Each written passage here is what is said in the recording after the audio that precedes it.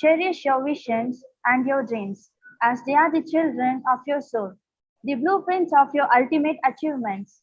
Good morning to everyone present on this virtual platform for the Invite Talk with Service Square founder and managing director, Mr. Babu Vincenza, our honorable chief guest for today's program.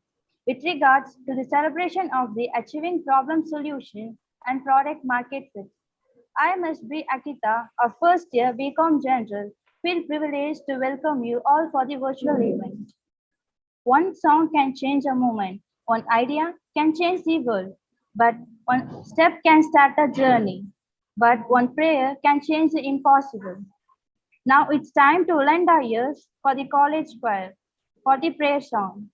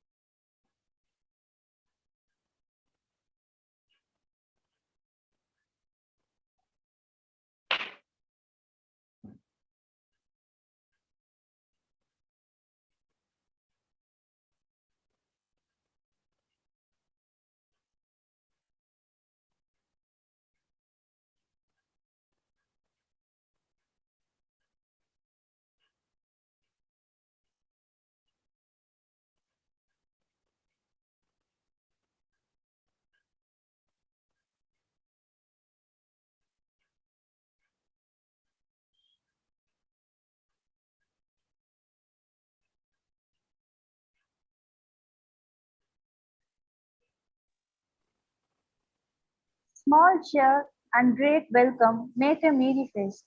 Welcoming is a noblest act. Now I call Mr. Karthik, our first year BCom General, to welcome the gathering.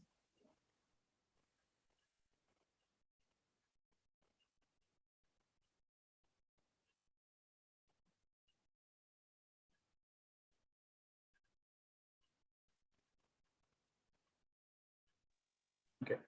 Today is not just another day, but another possible chance to achieve what you couldn't yesterday. So get onto your feet and live every possible moment of life. Good morning to all who have joined us today virtually for the Invite Talk with Mr. Babu Vincent, founder and managing director of Service Square. It is my pleasure to extend a cheerful welcome to you all. Before we get started, I feel privileged to welcome our honorable chairman, Chevalier Dr. N.R. Dhanapalan sir, Secretary Mr. N.R.D. Prem Kumar sir, Joint Secretary Dr. P.E.R. Premchand sir, Madam Principal Dr. Inita Labonan MNC, and Madam Vice Principal Mrs. Jackia Solomon. It is duty to welcome all the respected aide and faculty members of various departments on this joyous day. Lastly, I am very much privileged to extend a warm welcome to all my student friends who are eagerly waiting to witness the proceeding of the day. I once again welcome all. Thank you for the opportunity. Thank you, Mr. Karthik. Words have incredible power. They can make people's hearts soar. Here comes Ms. Abita, our first year BCom General, to introduce the guest of today's event. Greetings to one and all. I feel much delighted to introduce our today's webinar chief guest. We are honored to have with us Mr. Babu Vincent, founder and managing director, Service Square. Babu Vincent has played many roles in his careers, spread across different parts of India. As a teacher, business executive, and director of a large courier organization, he spearheaded the growth of first flight couriers, particularly in South India, managing a workforce of about 1,500 people during its initial years. He has rich insights. His wide experiences in the fields of sales, operation, and people management skills He is the founder and managing director of Service Square, a property management company which provides housekeeping, floor polishing, painting, home renovation, and interior design service in the city of residences. Service Square is recognized as a trend sector in catering to the property management requirements in the residential sector. Bobu Vincent writes well on various facets of life. He believes that ideas and thoughts distilled through strong feelings can transform lives and create legend out of ordinary people. He is also a long distance runner and has completed 7 full marathons. Bobo Vincent is also very interested in exploiting the potential of digital platform as a means to reaching a wide audience. I am very blissful and happy in introducing Mr. Bobo Vincent sir in today's event. Thank you. Thank you, Ms. Abhita. At the auspicious moment, your kind presence as a chief guest will make this session functional. Now I request our guest of today's occasion, Mr. Babu Vincent sir, founder and managing director, Service Square, to address the gathering. So thank you very much, everybody. I'm really very honored that Srividya invited me to address you, to speak to you. And I hope that I'll be able to do justice to the faith that she has reposed in me. எனக்கு தமிழ்ல அவளை பேச தெரியாது, அதனால நான் try பண்றேன். சில இடையில எல்லாம் நான் கொஞ்சம் தமிழும் பேசுறேன். But I am most comfortable with English. I hope that is fine with you. Am I audible? Am I able to, are everybody able to hear me very well? Yes. Yes, sir. Okay, okay. So I will start, with a video, not a video, just 1 minute.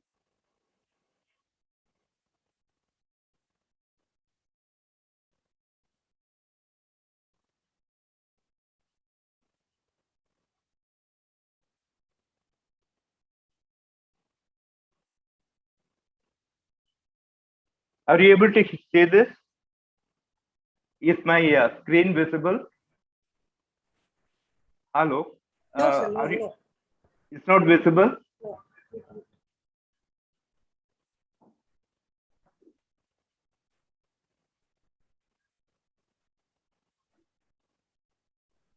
Is it visible now? No, sir. No? Oh, okay. Just 1 minute. Let me see. Is it visible now?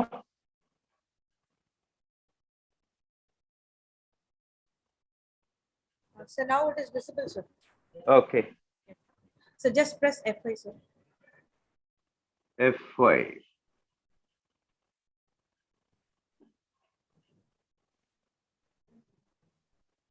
Screen is visible, sir. It's visible. Okay.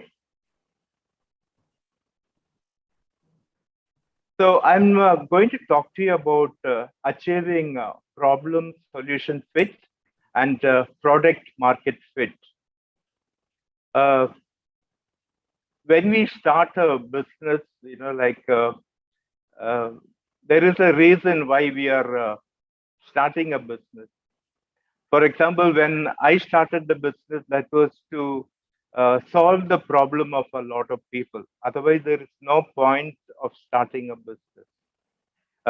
If you are not able to solve the problems of people, it is really difficult to be in business. Then it will not be possible to earn profit. So I'll just talk to you about, just the philosophies and the principles behind achieving problem solution fit, and then after that, product market fit.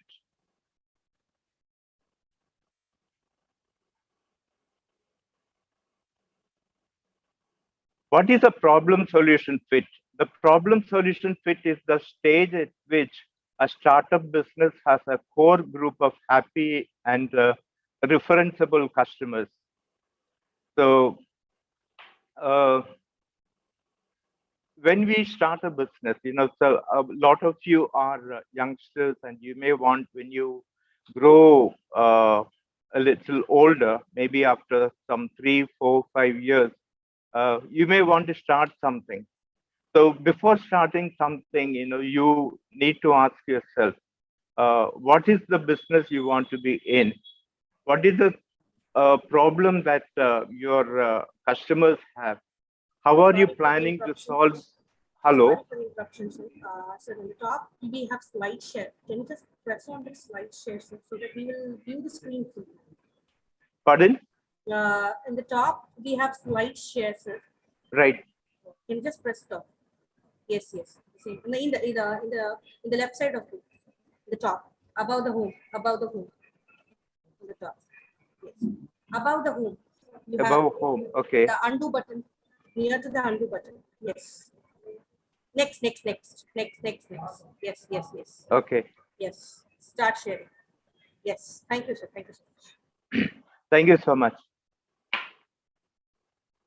So when we are just starting something, it is not just to make money.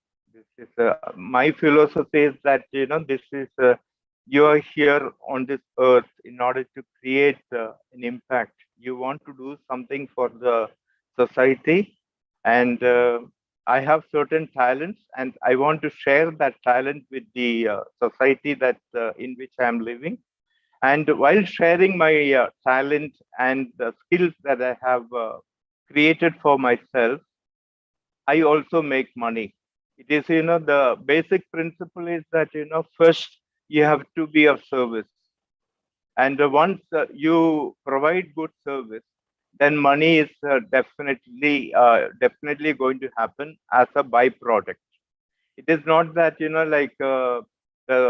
my goal is only to make money. My goal is, my primary goal is to serve, to provide certain solutions to the customers.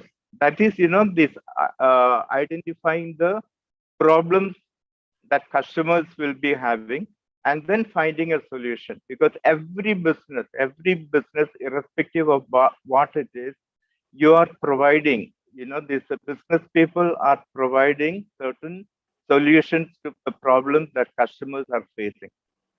And if your customers don't have problems in a particular area, if you go and try to create solutions, that will not work. They need to have a problem, and those problems, you need to find a solution for them.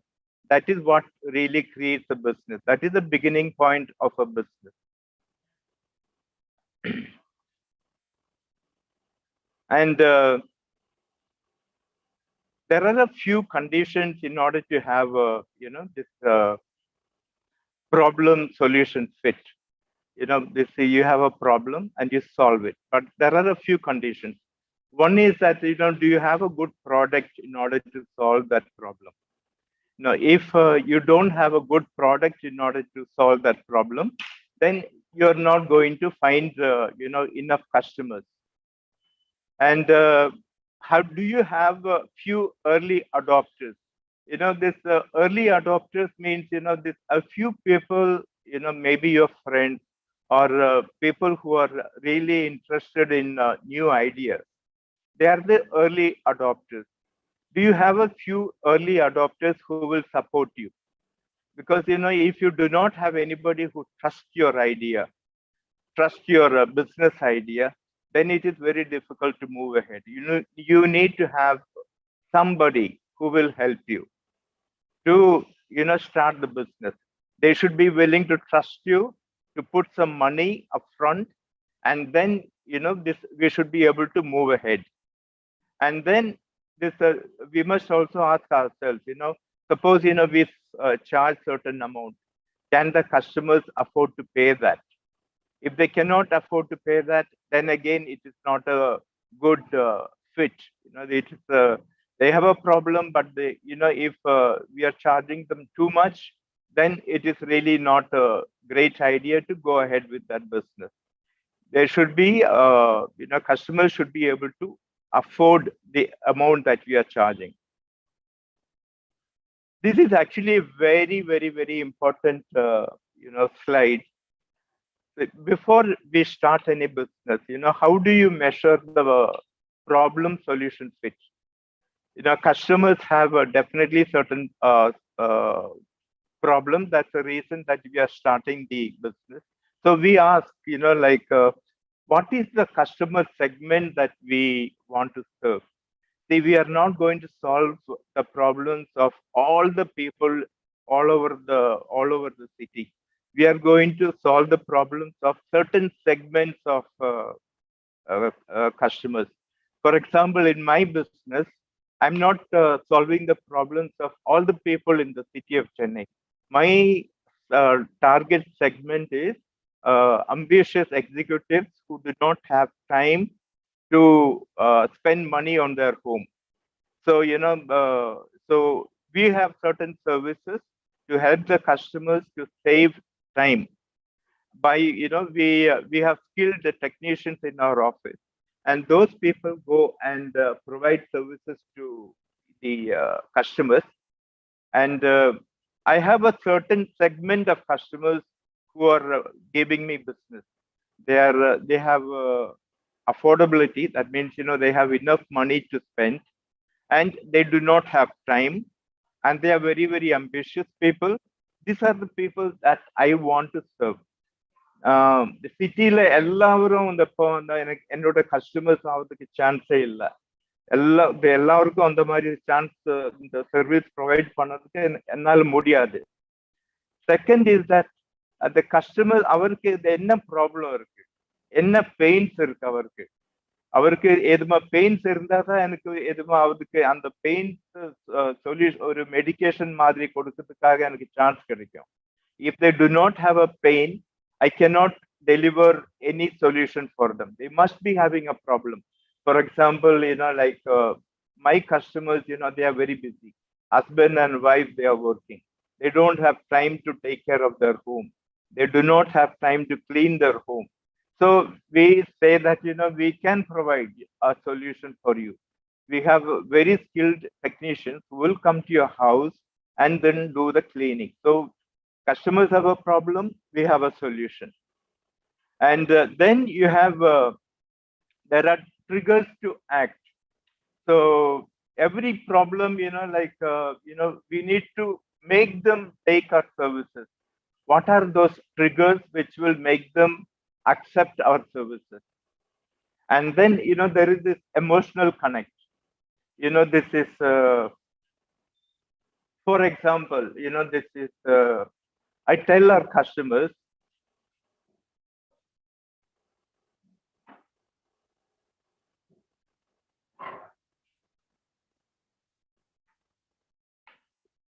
for example, I'm sorry, this, for example, I'll tell our customers that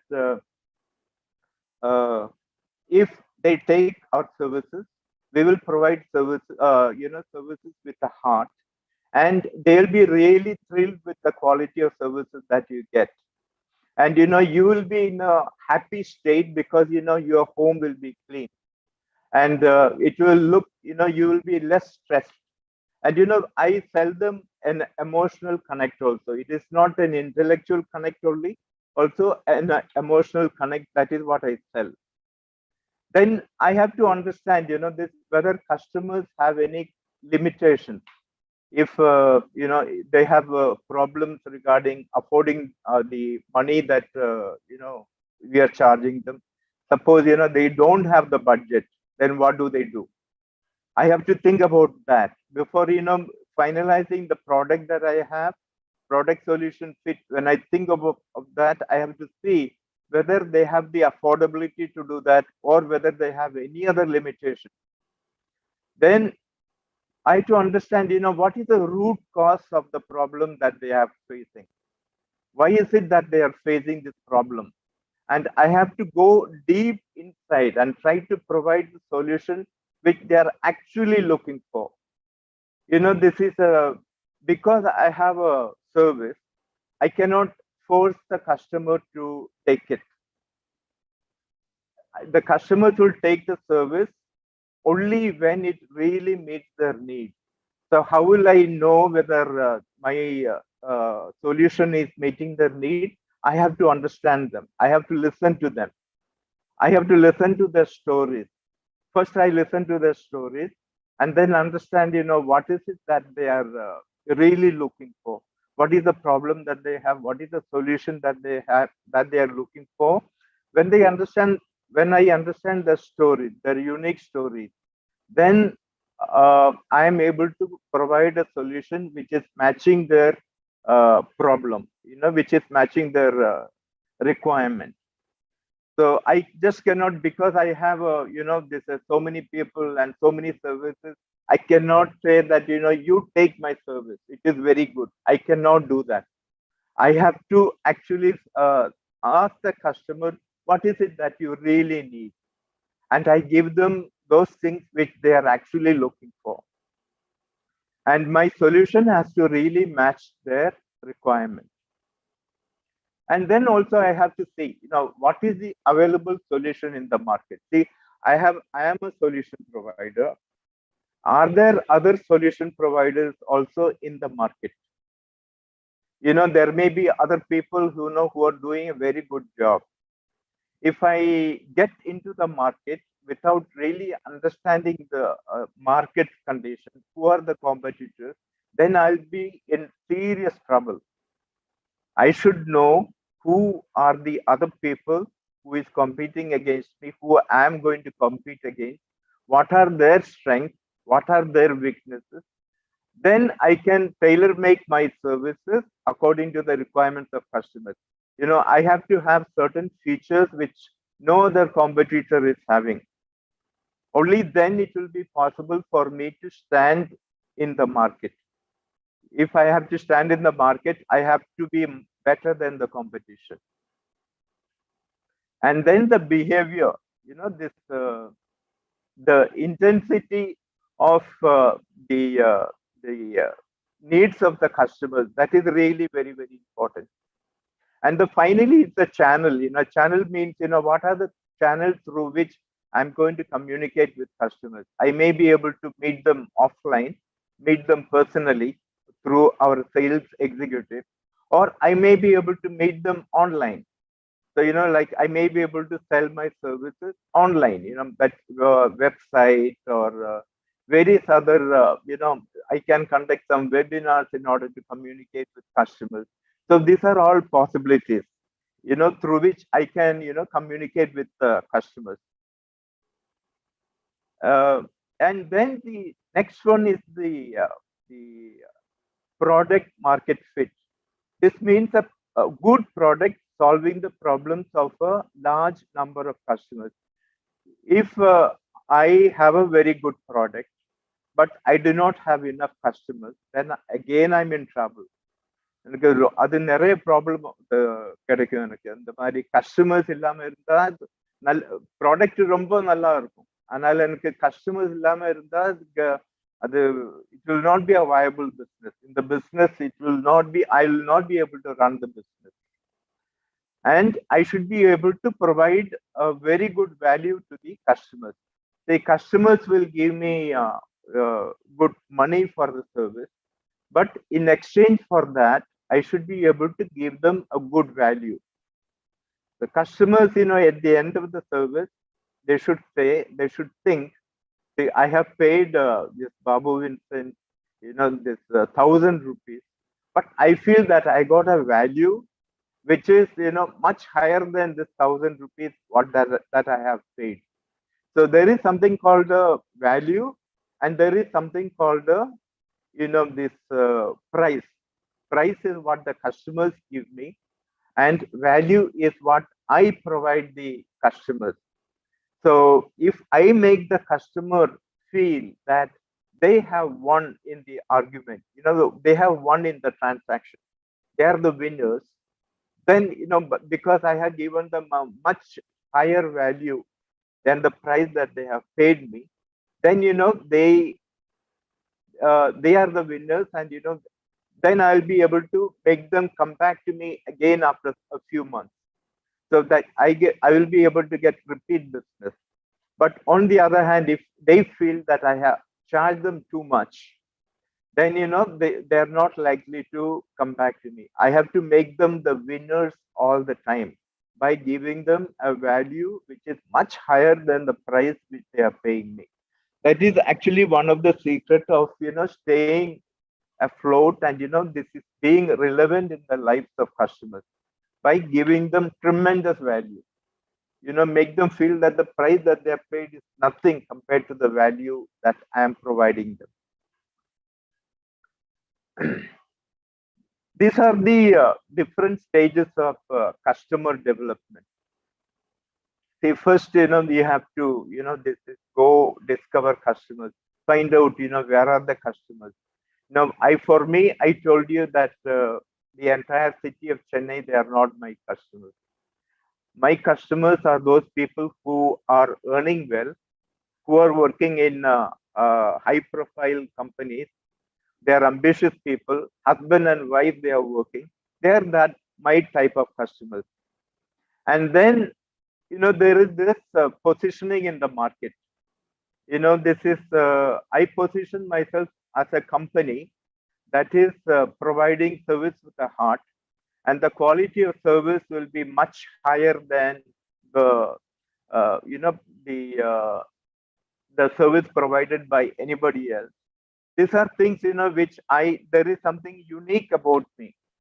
See, I cannot be like everybody else. There has to be something very, very different about me, about my company. Only then I will stand out. So if some of you people are starting business in a few years' time, you must always ask yourself, are you providing something to the market, to your customers, which nobody else is providing? If you are also providing service which everybody else is providing, then it is very difficult for you to stand out and to attract customers to you. You must give them something very unique. For example, I tell the customers, you are not happy with my service, I redo the service free of cost. I will not charge you. And I will tell the customers, I will take money only at the end of the service. I will not take it beforehand. And so there is something really, really unique about our service, something very, very different. So this way we create customers. And that is the process of building a company. So this is how, these are the various stages of building a company. See, and I talked so much about my company. See, more than 20 years ago, I started my company called Service Square. I think it's nearly 21 years since we started the company. But along the way, I made several mistakes. One mistake which I made was, I had 150 services when I started, 150 services. So the business model was, I had this 150 services, and I was providing these services to the employees of large corporate organizations. I had, our help desk, our own executives sitting in companies like Infosys, Wipro, Polaris, and all these top-notch companies. We had our own staff sitting there. And the employees of these companies, they came to us, and we provided them the service that they were asking for. Some people asked for movie ticket, we provided that. Some people asked for train ticket, we provided that. Some people asked for housekeeping, we provided that. Some others wanted to pay some bills, we provided that. And some others had the requirement of getting a ration card, we provided that. Everything that people wanted, we provided. So at one stage, we had about 100 staff in my company, and we had about 50,000 customers in all these major companies. But you know what? I started burning out, because it is actually a very, very fundamental thing of business, that you cannot be everything to everybody. You cannot provide service to the entire world. You are having a target, you're going to provide service to them. And you cannot focus on 150 services. If you want to be really good, you need to choose one service and be the best in that. And you provide, give your heart out, and provide everything possible to the customers. So what happened is that we were good in providing, because there is something with me that whatever I start, I will provide service from the heart. I will not let the customer lose. I will make them win all the time, but in the process we started losing a lot of money. This is can you imagine selling 150 services to 50,000 customers spread throughout the city?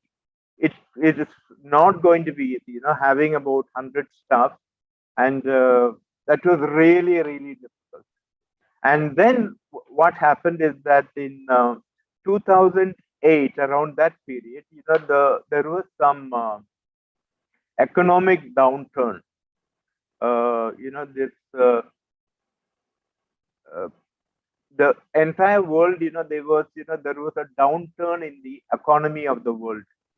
This people, less and less people were employed, and companies were really downsizing. They were not spending too much money. And around the same time, the internet also started becoming very, very popular. So internet started coming, and so the service which we were doing, like bill payment, we were doing, getting movies tickets, we were doing, we had our own staff, and we were providing all those services. And when internet came and the economy of the world was really shrinking, it was coming down. What happened is that many companies which were giving us business, they said, sorry, we are finding it very difficult. Our financial condition is very poor. We cannot give you business. So we started, we were really horrified. We didn't know what to do.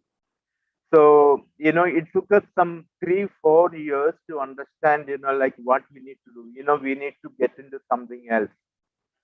So that is how we started focusing on services, this which humans hands have to provide.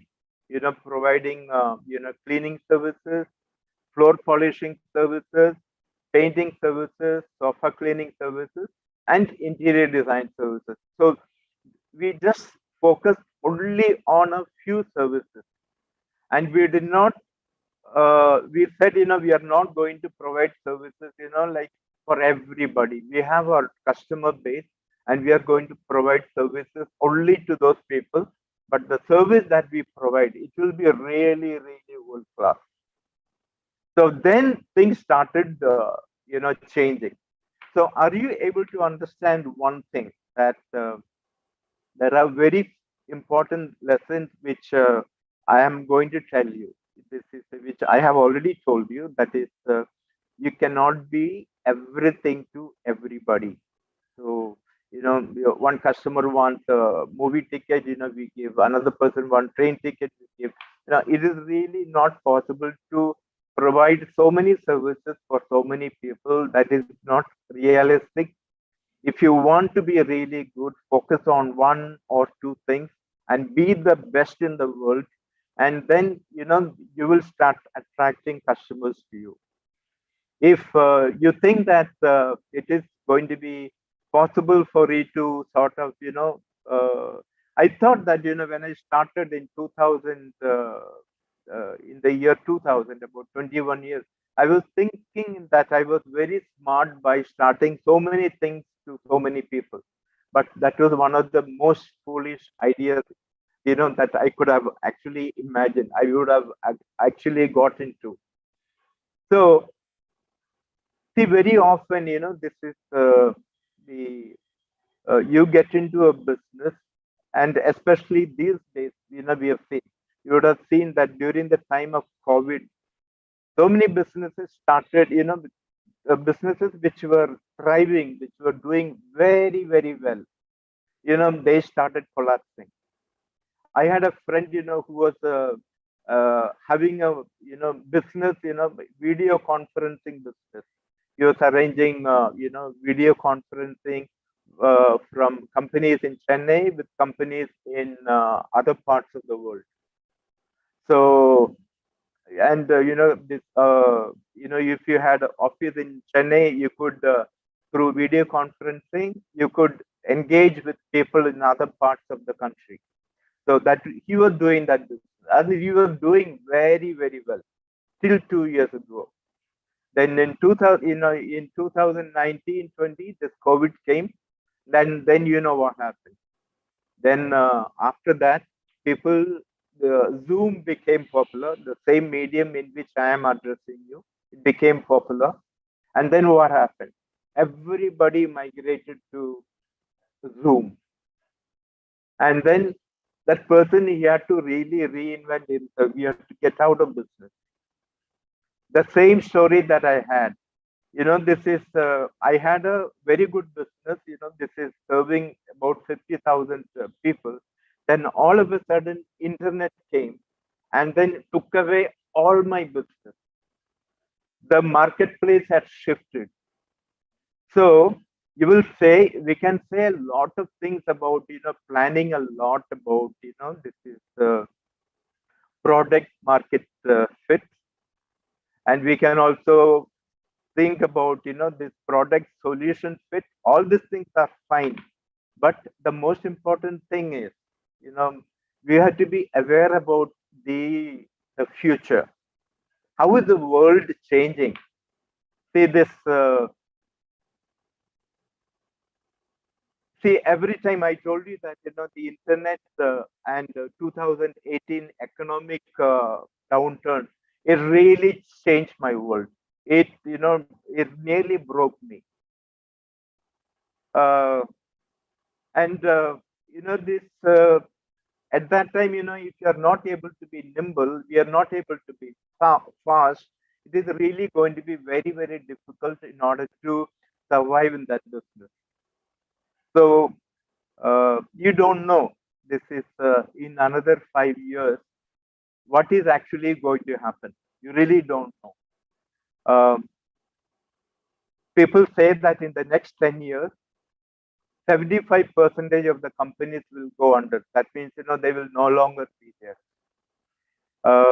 Some 20 years back or 25 years back, I remember there used to be, this landmark, it used to be a very famous bookstore. They had different stores in the city, and, they were very popular. Every time somebody wanted to go and, buy some book, to go and buy there. Now this is Amazon is the bookstore of the world, and this is enough. The mobile is enough. This, the marketplace is over here. You can get everything you need from here. So it is said that, just last week I was listening to a futurist, a person, who predicts, what the world is going to be. So he was telling the next 10 years, you are going to see more changes than you would have seen the last 2000 years. Can you imagine that? So how are we going to sort of, like cope with this? So, we may plan everything very nicely. We may think 100 ways of, having good product solution fit, and product market fit. We can think so many ways of doing all that, have so many meetings, and yet the future, when it comes, when some inventions come, then this is it. Like my friend who lost his video conferencing business, a lot of people will lose their opportunities. It is said that some 75% of the companies, might go under. They will not be there during the next 10 years because, their business may not be relevant anymore. So this is the world that we are coming into, that we are facing. So how do we tackle this? You are actually, all of you, most of the people who are listening are really very, very young. You have a lot of goals, you have a lot of dreams within you. And how are you going to sort of, this? I don't want to frighten you, but how are you going to sort of cope with all these changes? Because, like if you are not going to be prepared for these changes, then, you will not be able to uh, manage the future. You should be really able to handle the changes. And one of the things is that, that you need to do is you need to be willing to walk on the fire.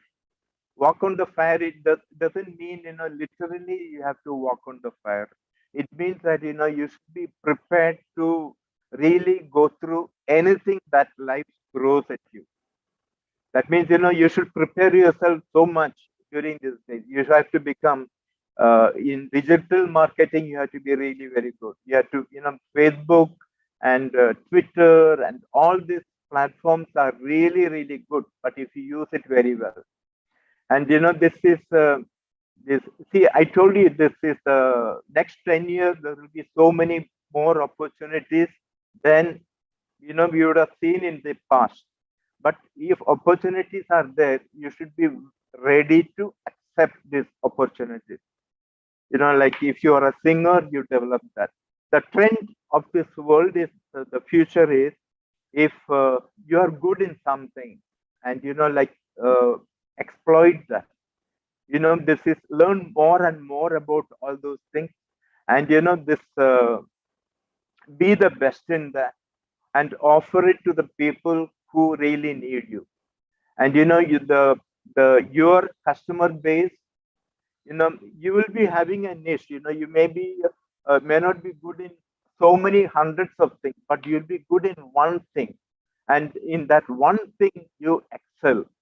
And you give your whatever you know, whatever you can, the skill that you have, develop that as much as possible, and share that with the world, and be of service to them, and listen to the people, listen to customers, understand the problem, and if you are able to have that market. YouTube है link है Zoom link है. Hello. Yeah, Vidya, Srividya. Hello. Yes, sir. Yes, sir. Yes, sir. Yeah, so I heard somebody saying something, so I was just wondering. Nothing, sir.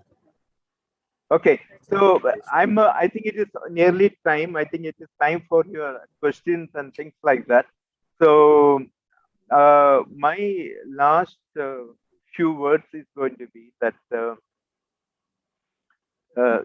it's not going to be easy if we don't reinvent ourselves. That means, like if we keep thinking the same way all the time, we will get the same result that we have been producing all the time. So if I am in business, if I want to get better results, I have to think differently, and I have to understand the needs of the customers and then provide solutions to them. And so which means that I have to reinvent myself, I have to change myself, I have to transform myself every day. I have to transform myself. I cannot remain the same way that I am used to. I have to study every day, I have to read every day, understand the world, the changing world. I have to understand. If that is the case with me, students who are listening to me, this is you are actually entering a world, this is which is going to bring in so much of abundance. It is going to bring so many changes. It is going to be a wonderful world of abundance. And it is up to you to seize this opportunity that you have to hold it. You know, you have to grasp this opportunity, but you have to be ready. So, what is luck? I have heard somebody say that luck is when opportunities come and you are ready to grasp it, you know, to hold it. That is luck. So, I want all of you to be lucky. Lucky by making yourself ready to meet the challenges that life is going to throw at you. Many of you, maybe some of you will become entrepreneurs. You know, it is actually a good thing, you know, a great thing to be an entrepreneur, because you know you can solve the problems of a lot of people, and in the process of solving the problems of people, you can become rich. You can have abundance for yourself. But before having abundance, you have to serve people. Don't think that you can have abundance. You don't think that you can be rich before you are ready to serve people. Once you are ready to serve people, you will have everything that life is going to offer you. You will have everything: abundance, riches, wealth, everything you will have. But you know, before that, you have to really prepare yourself. You know, like I think you know this is all of us. You know, we have the same seconds and same minutes, same amount of minutes, same hours. But the key question is, you know, how do we make use of the time that we have with us? If we really make use of the time that we have with us, then life is a very, very beautiful thing. It's really beautiful. And if we are not ready to make life, if you don't prepare ourselves, then you know we will have to face certain shocks, and you know life will keep giving us shocks till we learn. And once we learn, it is a beautiful place. So this is all I want to share with you. I think it is time, and I'll be really happy to, you know, this is answer any questions you people might have.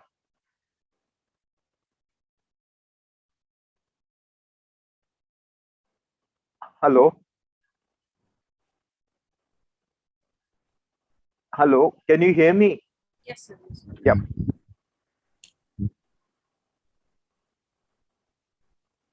So thank you very much for the session. So we have few questions through the YouTube channel. So I'll just list out the questions. Can I go for it? Yeah, where are the questions? Yes. The first question, which was from your concern, I mean, like, how did you get the idea of keeping the name, the service choir, for your company? What was the idea, and how did you learn? Okay, in the past, you know, this is in Europe and all that. Square was the marketplace. You know, this going to the square, it meant, you know, going to the marketplace. So, you know, when we started, you know, with 150 services, we thought that, you know, this uh, is a place where services are available. So, you know, that is the beginning of Service Square. You know, a place where lots of services are available. But now I am thinking differently. That I don't want to focus on so many services. I want to focus on just a few services and be the best in that. And you know, give customers, you know, experiences rather than services. There is a difference between you know, this is a transaction and an experience. Suppose I pay 10 rupees for a pen and I give the money, that is a transaction. But when I pay this 10 rupees and the person who is selling it to me, he is giving me, you know, so many things, you know, teaching me so many things about that pen and asking me to write and test it out whether this pen is good. Then you know, I'm getting emotionally involved. You know, then uh, I get an experience. So every time, I provide a service, I provide not only an exchange of service, but also an experience for the customers who are taking services from me. So I think that is a very important secret. If you people, want to be in business and you want to really satisfy people, focus on experience, touch the heart of people, provide them, this is affect their emotions, then you will be successful. So, the question was about, service square, a place which has got several services. But now my thinking is, focus on a few things and be the best in the world, and give top-notch experiences for the customers. I hope I have answered that. Thank you, sir. There is another question actually. We have a couple of questions actually. So I'll just start it up. As you said, the companies is who wanted to have to start up with a new concern. They wanted to start up, introduce a new product to the market and all. So when they introduce a product newly to the market, how many trials are required for it? Like we cannot directly get into the market and we cannot demand the customers, or we cannot directly go to the customer to get into the products. So we need to make n number of trials actually. So how possibly we can change or modify the trials so that we can succeed in delivering the product to the customers? One is that, these days a lot of people, they send emails in order to find out, this is, they take a survey and find out, whether this service is useful, and whether they would be willing to pay money for that, and so many things. Surveys are a common thing these days in order to find out whether there is a fit between the product and the problem that customers are facing. But more than the surveys, like you really need to meet people and, talk to them. And, this is make a trial, this is give them this service and find out whether they find this is appropriate for them, whether this matches their requirements. And unless, those people are, fully satisfied, and it is not just, testing in one part of the city, you have to test it in different areas. And then, once you have a broad agreement, among a different, this population, segment of population, only then you will be able to really understand whether this product is really viable, whether it meets the needs of the customers. So, this trial and error are very much there. But to answer this question, I remember reading, there is Tom Peters, he one of the best management gurus. He said, like at some time, some point in life, like starting a new business is like throwing mud on the wall.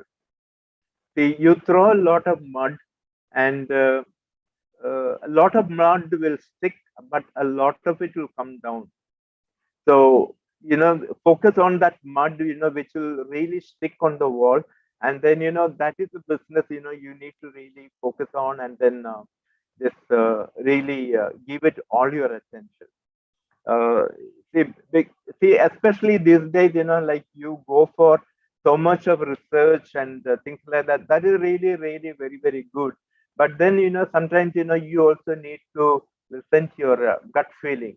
This is it really matching the needs of the market that I am serving? Is it really solving the problems of that market? And, this is once, we are fully convinced inside the gut level, and also, testing the product with a lot of people, several times, and then modifying the product, if customers are suggesting that, you do it a little differently, I need this mix, you do it a little better, then, like we will be able to sort of, better serve the needs of the market, and also get much better returns from the investment that we are putting in the market, investment in terms of money and efforts and time.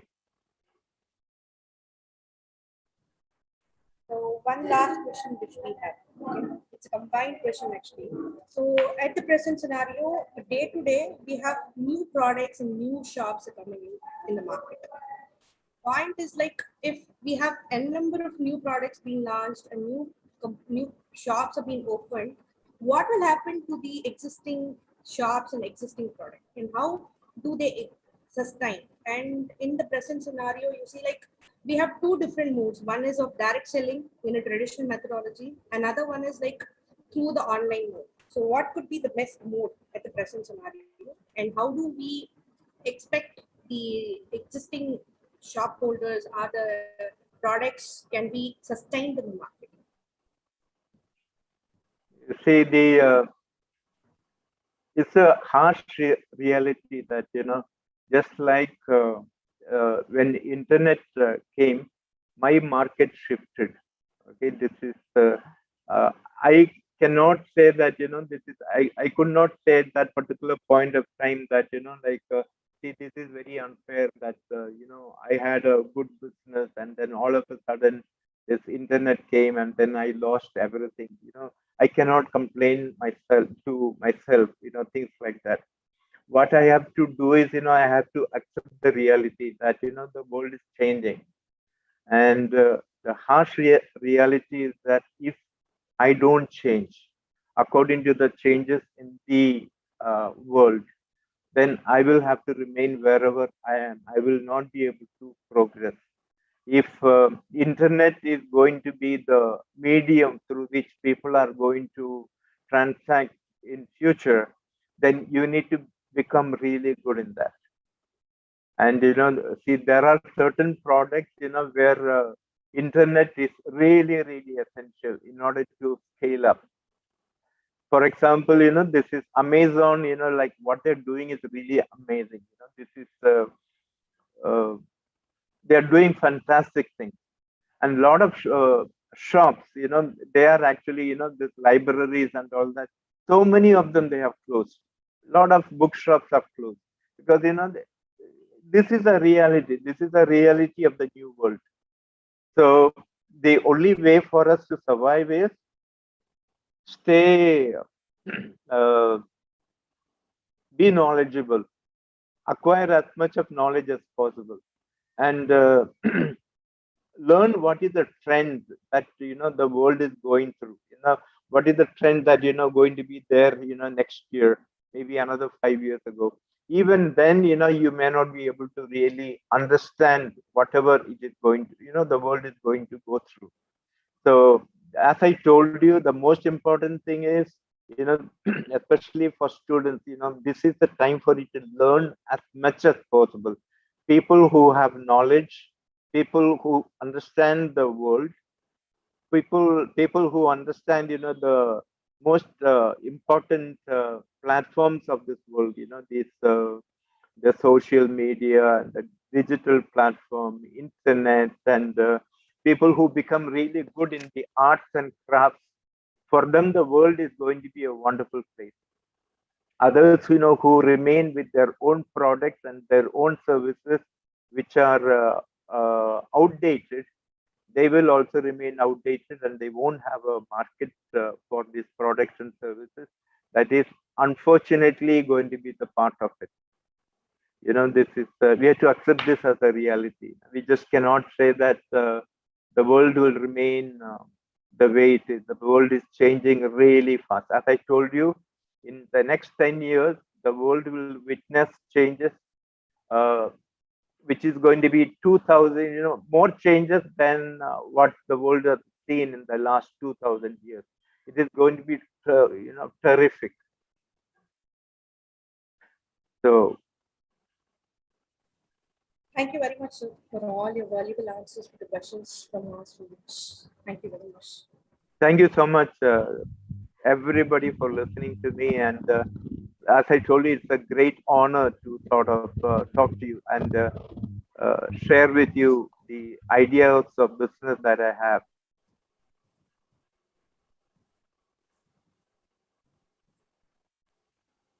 Saying thank you is something we get to say, something we are inspired to say someone who has touched us with thoughtfulness and kindness.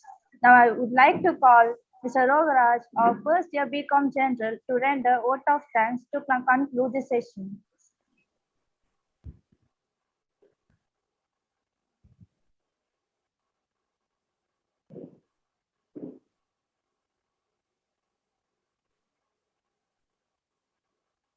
Gratitude is the fairest blossom which springs from the soul. I am Mr. Lograj of first year BCom General. Feel happy and delighted to propose the vote of thanks. Firstly, I would like to thank the God the Almighty for showering His grace and blessings on one and all. I would like to thank the college management for creating us the precious opportunity to have this event. Then I would like to thank our principal, Madam Dr. Inita Lebanon Ebansi, and our vice principal, Madam Mrs. Jafia Solomon, for their continuous guidance and support. I would like to extend my thanks to all the faculties members for their encouragement. Then at lastly, I would like to thank the participants without whom the program would haven't happened. Finally, I thank the technical committee for their technical support and helping us to have this program virtually. Thank you. Thank you all.